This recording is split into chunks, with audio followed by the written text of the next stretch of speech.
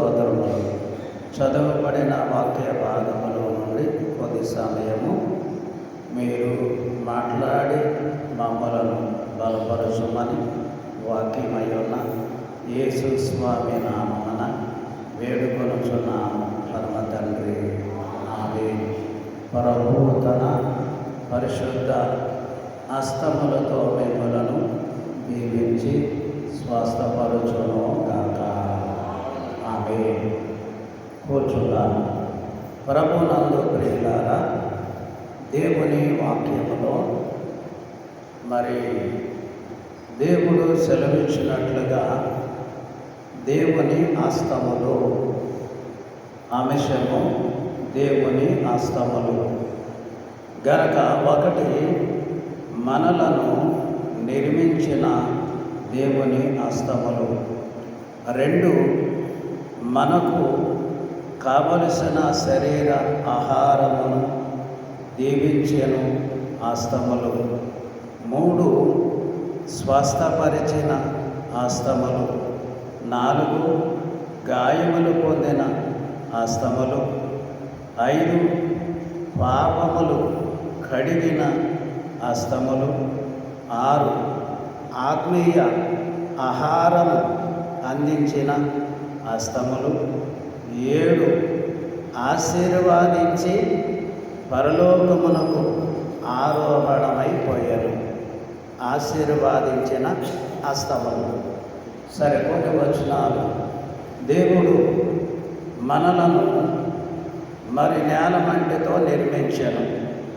దేవుని హస్తములతో మట్టిని ముద్దగా చేసి గనక దేవుడు తన జీవవాయువును నరుని యొక్క నాసిక రంధ్రములలో జీవవాయువును ఊదగా నరుడు జీవించు ప్రాణి ఆయన. మనందరము ఒకటి దేవుని చేత, దేవుని హస్తముల చేత నిర్మింపబడిన వారము గనక తెలుగు క్రైస్తవ కీర్తన పుస్తకములో మనము నిర్మితమైన రీతి తనకు తెలిసి ఉన్న సంగతి మనము మంటి వారమంచును జ్ఞాపకము చేసి కొనుచు స్మరణ చేయుచుండును ఆ కారణము చే దేవ సంస్తుతి చేయలే. కాబట్టి నరులైన వారు భూమి మీద ఎవరైనా, ఏ జాతి మనుషులైనా అందరినీ కూడా దేవుడు నిర్మించిన మానవ సంతతిలో నుండి వచ్చిన వారమే. కాబట్టి కన్ను నన్ను చూడట్లేదు, చెయ్య శరీరములో నాకు సంబంధము లేదు, కాలు నా శరీరములో సంబంధము లేదు అని చెప్పకూడనట్లుగా అందరూ దేవుని హస్తముల చేత నిర్మింపబడినటువంటి వారు.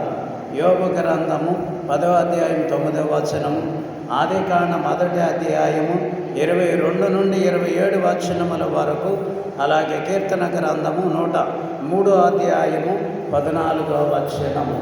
నరుని దేవుడు నిర్మించిన వాగ్దానములు మొదటిది.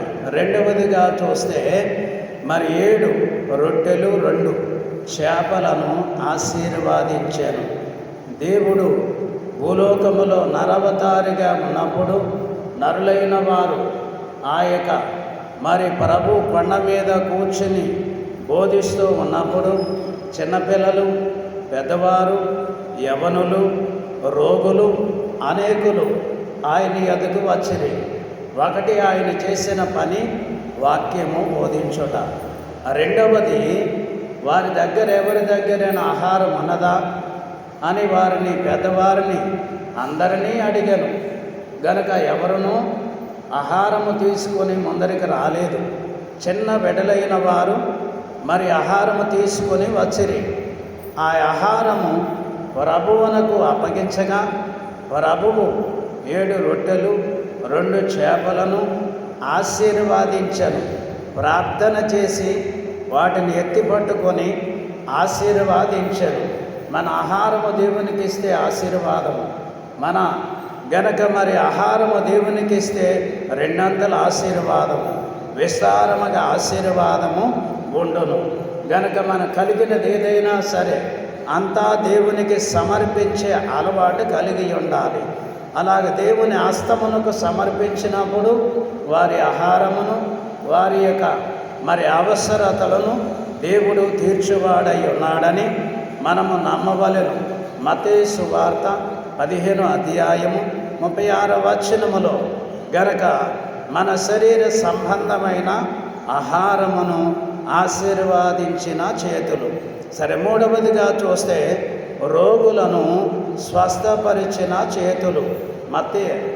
మార్కు సువార్త 6వ అధ్యాయము 13వ వచనములో చూస్తే ప్రభువు కూడా నూనె రాసి రోగులను స్వస్థపరిచెను. కాబట్టి ఆయన నిర్మించినవాడు, ఆహారమే మరి పెట్టినటువంటి దేవుడు. అలాగే ఆ చేతులతోనే నరులకు జబ్బులు రాగా, నరులకు వ్యాధులు రాగా, వ్యాధుల నుండి విడిపించడానికి ఆయన నూనె రాసి దయ్యములను, రోగులను స్వస్థపరిచను, దయ్యముల నుండి విడిపించను. కాబట్టి ఆయన చేతులు స్వస్థపరిచినటువంటి చేతులు. గనక రోగములో ఉన్న వారి రోగ బాధితుల నుండి విడుదల కలిగించిన చేతులు. మార్కు సువార్త 8వ అధ్యాయము 3వ వచనములో కూడా కలదు. అలాగే మరి నాలుగవదిగా చూస్తే గాయములు పొందిన చేతులు. యోహాను సువార్త 20వ అధ్యాయం 25వ వచనము, 20వ అధ్యాయం 27వ వచనములో గాయములు గనక మరి పొందెను. శిలువ సింహాసనం మీద నరులను రక్షించుట కొరకై ఆయన గాయములు పొందెను. గనక ఆయన పునరుద్ధానుడై లేచిన తరువాత ఆయనను వెంబడించిన శిష్యులందరూ ప్రభువును చూచితిమి, ప్రభు మాకు కనబడెను, ప్రభు మాతో మాట్లాడెను అంటే గనక మరి ఈ తోమ ప్రభువును మీరు చూసినా కానీ నేనైతే మరి ఆయన గాయములలో, ఆయన యొక్క మరి గాయములలో ఏలుబెట్టి చూస్తేనే కానీ నేను నమ్మనని చెప్పాను. అలాగున మరి తోమా దగ్గరికి ప్రభు వచ్చి, తోమా విశ్వాసిగా ఉండు, అవిశ్వాసిగా ఉండొద్దని ఆయన చేతులు గాయములు చూపించారు. గనక మరి మనిషి నమ్మటానికి దేవుడు గాయములు పొందెను, ఆయన చేతులలో గాయములు. గనకనే యెషయా గ్రంథములో చదువుతాం, ఆయన పొందిన దెబ్బల చేత మనకు స్వస్థత. గనక గాయములు పొందినటువంటి చేతులు. ఎవరి కొరకు ఈ గాయములు? పాపిష్టులైన మనుషుల కొరకు. దేవుడు తాను హస్తములతో నిర్మించిన మనుషులు అపరాధము చేయగా ఆ అపరాధము కొరకు ఆయనే తన చేతులను, తన కాళ్లను పొడిచిరి అని దావీదు గారు తెలియచేశారు. గనక గాయములు పొందినటువంటి చేతులు. మనం ఇక్కడ చాలా చరిత్ర తెలుసుకోవాలి. గనక తెలుసుకోవడానికి మరి సమయం లేదు. గాయములు పొందెను, ఆయన చేతులకు గాయములు, ఆయన హస్తముల చేత నిర్మింపబడిన మనకు స్వస్థత కలిగెను. సరే, ఐదవదిగా చూస్తే పాపములు కడిగినటువంటి చేతులు. యోహాను సువార్త 13వ అధ్యాయం 8-9 వచనములు. అప్పగింపబడుతున్నటువంటి రాత్రి, ఆయన అప్పగింపబడుతున్నటువంటి రాత్రి ఒక మరి భోజన పంక్తిలో కూర్చున్నప్పుడు ఆయన భోజన పంక్తిలో నుండి లేచి శిష్యులైన వారిని సమానంగా కూర్చోండబెట్టి గనక ఆ శిష్యులైన వారిని మరి ఆ సమానం కూర్చోండబెట్టి పళ్ళెము తీసుకొని పళ్ళెములో నీళ్లు పోసి వారి పాదములు కడుగుటకు ఆరంభించారు. ఇక్కడ పేతురు గారి దగ్గరికి వచ్చినప్పుడు పేతురు గారు, ప్రభువా, నీవు నన్ను కడగకూడదు, ఎన్నడూ కడగకూడదు అని మాట్లాడినప్పటికీ ప్రభు అయితే పేతురు, నేను నిన్ను కడగకపోతే నాలో నీకు పాలిభాగం లేదు అని చెప్పగా, గనక ప్రభువులో నాకు పాలిభాగం కావాలనని, అట్లయితే నన్ను నిలువెల్లా కడుగమని, అట్లయితే నా తల కడుగమని, అట్లయితే నా కాళ్ళు చేతులు కూడా కడుగమని మరి ప్రభువునకు చెప్పాను గనక ఇక్కడ ఆయన చేతులు గనక మరి పాపపు మరకలు కడిగినటువంటి చేతులు, పాపపు మచ్చలు కడుగుతున్నటువంటి చేతులు. ఏంటి పాపపు మచ్చలు అంటే, ఇంతకుముందు ఈ శిష్యులైన వారు ఈవేళ ఇది చివరి రాత్రి గనక ప్రభుతో నేను, ప్రభు పక్కన నేను కూర్చుంటానని పెద్దవాడు మొదలుకొని చిన్నవాని వరకు కూడా అందరూ కూడా ఇలాగనే మరి తలంచుకోవడం జరిగింది. గనక అందరిలో ఏమున్నాయంటే హెచ్చు తగ్గులు అనేటువంటి మచ్చలు. కాబట్టి ఈ మచ్చలు కడిగి వేయటానికి ఆయన మరి ఆ యొక్క పళ్ళెములో నీళ్లు పోసి వారిలో హెచ్చు తగ్గులు లేకుండా అందరిని సమానంగా చేయడానికి ఆ మచ్చలు కడిగారు. కాబట్టి ఆయన మరి పాపములు కడిగినటువంటి చేతులు అని మనం గుర్తించాలి. ఆరవదిగా చూస్తే ఆత్మీయ ఆహారము అందించినటువంటి చేతులు. గనక ప్రభువు అప్పగింపబడుతున్న రాత్రి మార్కు సువార్త 14:22-25 వరకు గనక మరి చదివితే, అప్పగింపబడుతున్నటువంటి రాత్రి ఆయన ఒక రొట్టెని ఎత్తుకొని గనక కృతజ్ఞతాస్తుతులు చెల్లించి దానిని విరిచి శిష్యులకిచ్చి, ఇది నా శరీరము, మీరు తీసుకుని తినుడని శిష్యులకి చెప్పాను. అలాగే ఆయన గిన్నె పట్టుకొని కృతజ్ఞతాస్తుతులు చెల్లించి ఆయన శిష్యులకిచ్చి, ఇది నా రక్తము గనక దీనిని మీరు పానము చేయుడని 12 మంది శిష్యులైన వారికి ఇచ్చాను. ఆత్మీయ ఆహారము. ఇప్పుడు మనము కూడా నెలకొకసారి ఆత్మీయ ఆహారము తీసుకుంటున్నాం.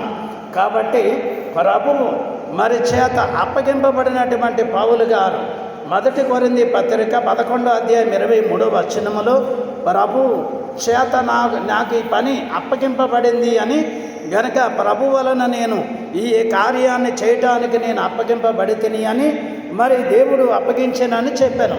అలాగన ఈ 12 మంది శిష్యులైన వారికి ఈ ఆత్మ సంబంధమైనటువంటి ఆహారము అందించినటువంటి చేతులు. మనము కూడా మరి కనబడుతున్నది ఒకవేళ యాజకుడిగా కావచ్చును, కనుక అందించేది ఎవరు అంటే దేవదేవుని యొక్క హస్తములే. కాబట్టి ఆత్మీయ ఆహారం అందించినటువంటి చేతులు. కాబట్టి మరి చివరిగా 7వ ఆశీర్వాదములు అందించి ఆయన పరలోకానికి వెళ్ళిపోయాను. లూకా సువార్త 24:50-51 చూస్తే ఆయనను గనక చివరి ఆశీర్వాదము శిష్యులైన వారు మరి పూర్తిగా సంపూర్ణముగా వారు ఆ మార్గంలో నడుచుట కొరకై దేవుడు వారిని స్థిరముగా ఉండట కొరకై దీవించను. కాబట్టి దైవజనుడు రాసినటువంటి కీర్తనలో మనం చదువుతాము, దీవించే శిష్యులను దేవలోకమేగినావు, దీవించే శిష్యులను దేవలోకమేగినావు, రక్షక నా వందనాలు, శ్రీ రక్షక నా వందనాలు. గనుక ఈ చివరి యొక్క ఆశీర్వాదము చూస్తే తల్లిదండ్రుల యొక్క బిడ్డలు, కుమారుడు కానీ కుమార్తెను కానీ పరాయి దేశమునకు ఉద్యోగానికో లేకపోతే మిలిటరీలో పనిచేయడానికో వెళ్ళినప్పుడు తల్లిదండ్రులు గనక బిడ్డల్ని పట్టుకొని కొంత బాధపడతారు. అలాగా ఆ వెళ్ళిపోతున్నటువంటి కుమారుడు గనక తల్లిదండ్రులు బిడ్డలని దీవించి క్షేమంగా వెళ్ళి రమ్మని పంపుతారు. ఇక్కడ కుమారుడైనటువంటి దేవుడు తాను ఏర్పాటు చేసుకున్నటువంటి సంఘమును గనక ఆశీర్వాదించి మరలా నేను ఒక స్థలములో కలుసుకుంటాం, అప్పటి వరకు కూడా ఈ దీవెనలన్నీ మీరు జ్ఞాపకం చేసుకోండి, అప్పటి వరకు మీరు ఈ ఆశీర్వాదములను జ్ఞాపకం ఉంచుకోండి అని తండ్రి అయినటువంటి దేవుడు కుమారుడైన ప్రభు ద్వారా ఈ భూమి మీద ఏర్పాటు చేయబడిన 12 మంది సంఘము శిష్యులను దీవించినటువంటి దీవెనలు గనక ఆయన వెళుతూ గనక ఆశీర్వాదించి గనక చేతులెత్తి ఆశీర్వాదించారు. గనక ఎంత బాగా ఆశీర్వాదించాడు. వెళ్ళేటప్పుడు ఆశీర్వాదం ముఖ్యమా, వెళ్ళే మనిషి ముఖ్యమా అంటే ఏది ముఖ్యమో? వెళ్ళే మనిషి ముఖ్యమే గనక ఆశీర్వాదం కూడా ముఖ్యమే. ఇక్కడ గనక రెండు ప్రాముఖ్యమైనవే. ఆశీర్వాదించినటువంటి చేతులు ప్రభువు గనక మనిషిని నిర్మాణం చేయకముందే దేవుడు ఆశీర్వాదించను, నిర్మాణం చేసిన తర్వాత ఆశీర్వాదించను. మనిషికి కావలసినవన్నీ ఏర్పాట్లన్నీ కూడా పొందుపరచను, ఆశీర్వాదించను. గనక ఎన్ని ఆశీర్వాదములున్నవి, ప్రభువారి హస్తములలో ఎన్ని మరి దీవెనలున్నవి, నిర్మించి మనిషిని దీవించినటువంటి దీవెనలున్నవి. రెండవదిగా మనిషిని కావలసిన ఆహారము దీవించి ఆశీర్వాదించి ఆహారం పెట్టిన దీవెనలున్నవి. మూడవదిగా గనక స్వస్థపరిచినటువంటి చేతులు ఆయనవి. మనిషినికి రుగ్మత వచ్చింది. ఈ రుగ్మత నుండి మనిషిని మరి బాగు చేయడానికి ఆయనే తన స్వహస్తముల చేత గనక రోగము నుండి విడుదల పొందుటకు బాగు చేశారు. గనక గాయములు పొందినటువంటి చేతులు ఎవరి కొరకు అంటే సర్వ సృష్టిలో తప్పిపోయిన మానవ జాతి అందరి కొరకు, ఇప్పుడు ఎరిగి జీవిస్తున్న వారు అందరి కొరకు గాయము పొందినటువంటి చేతులు. గనక గాయములు ఆయన చేతులు గాయములు పొందినటువంటి చేతులు. గనక పాపములు కడిగినటువంటి ఏకైక దేవుడు యేసుక్రీస్తు ప్రభువే. ఎవరు పిలిచి నీ పాపం కడుగుతానురా, ఎవరు నీ పిలిచి నీ పాపాలు కడిగి వేస్తానురా అని చెప్పుకున్న వారు అంతకుముందు లేరు, తర్వాత లేరు, ఇప్పుడు కూడా లేరు. గనక పాపాలు కడిగి వేసినటువంటి ఆయన పరిశుద్ధ చేతులు. గనక జీవించడానికి రెండు రకములైన ఆహారము, ఒకటి శరీర సంబంధమైన ఆహారము, రెండు పరలోక సంబంధమైన ఆహారము. గనక శరీర సంబంధము ఇక్కడే భూమి మీద, ఆత్మ సంబంధమైన వాక్యాహారము పరలోక దేవుని సింహాసనము యొద్దకు చేర్చబడ్డానికి ఈ ఆహారము. గనక ఆయన మరి కళంకము లేని పరిశుద్ధమైనటువంటి శరీరమును ఆత్మీయ ఆహారమునిచ్చెను. ఈ ఆహారము తినువాడు ఎప్పటికీ కూడా ఏం కాడంటండి, చనిపోడు. గనక ఎప్పటికీ చనిపోడు, ఎప్పటికీ కూడా సజీవుడిగానే ఉండడు. అదే ఆత్మ సంబంధమైన ఆహారం. గనక మరి చివరి చేతులెత్తి ఆశీర్వాదించిన ఆశీర్వాదం, తిరిగి మరలా నేను వస్తాను, నిన్ను తీసుకుని వెళతాను, ఈ ఆకలి దప్పులు లేకుండా చేస్తానని ఆశీర్వాదించి పరలోకానికి వెళ్ళిపోయాను ప్రభు. కాబట్టి మనం ఇన్ని ఆశీర్వాదములు పొందుతున్నాం. ఎప్పుడైనా రోగికి దేవుడు స్వస్థపరిచినట్లు గనక మరి ఆశీర్వాదించినట్లు, ఏదైనా చిక్కుల్లో ఉంటే దేవుడు గనక ఆమె ఇస్తే ఖచ్చితంగా నెరవేర్పు వస్తుందని ఒక ఆనవాయితీ. అది గుర్తున్న వారికి గుర్తుంటుంది, కానీ గుర్తులేని వారికి గుర్తులేదు. అలాగే దేవుని హస్తం యొక్క పని, దేవుని నిర్మాణ యొక్క పని ధర్మశాస్త్ర ప్రకారముగా చదివిన వారు, ఎరిగిన వారు బహుగా దేవుని స్తుతించగలరు. దేవుని హస్తములు మన పట్ల ఇన్ని కార్యములు చేశారు. ఇప్పుడు నేడు మనం ఎలా దేవుని ఎదుట ఉంటున్నాము, దేవుని సన్నిధిలో ఎలా ఉంటున్నాం, ఇంకా ఏమి ఆశిస్తున్నాం, ఇంకా ఏం పోగొట్టుకుంటున్నాం, సంపాదించుకోవడానికి ప్రయత్నం ఏం చేస్తున్నాం. గనక శిలువ ధ్యానములో ఉన్న వారులారా, యేసు ప్రభు గాయములు దగ్గరికి రండి, స్వస్థత పొందండి. ఆరోగ్య ఆయుష్కాలము దీవెనలు స్వస్థత ప్రభు మీకు అనుగ్రహించును గాక. ఆమె పరిశుద్ధుడైన మా తండ్రి, నీకు వందనములు, స్తోత్రములు. ప్రభా, ఇంతటి దినమందు ఏ సమయమున ఎలాగన బోధించుటకు నీవు మాకిచ్చిన ధన్యతను బట్టి స్తుతిస్తూ ఉన్నాం. దేవ స్తోత్రములు. హృదయాలు భద్రపరుచుకొని ధ్యానం చేసుకొని స్తుతిస్తూ సాగుటకు సహాయం చేయమని యేసు నామమున అడిగి వేడుకొనుచున్నాం పరమ తండ్రి.